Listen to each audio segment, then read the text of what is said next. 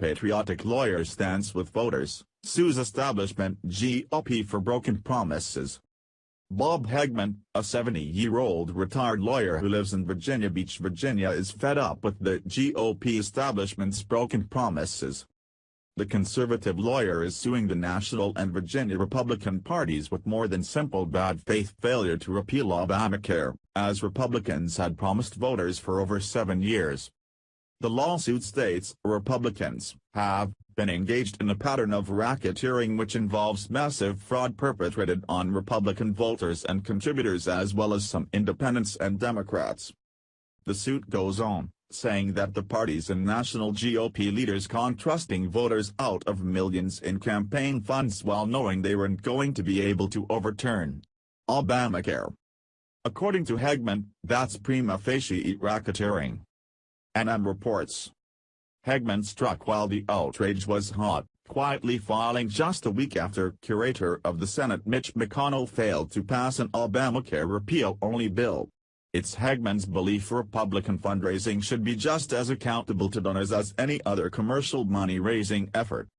If Jim Baker can go to jail for failing to honor pie-in-the-sky promises, why shouldn't Republican committees be penalized for failing to honor pie-in-Obama's-face promises?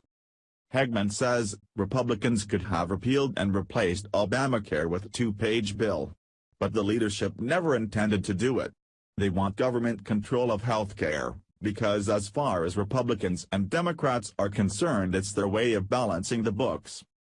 It's Hegman's belief he can strike a blow for an outraged conservative base because he's been a contributor, although not to the Virginia GOP or the RNC.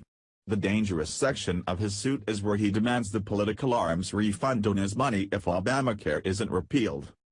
By his calculations, the RNC raised more than $735 million and Virginia Republicans took more than $20 million to the bank between 2009 and 2016 using the repeal of Obamacare as leverage to open wallets around the country.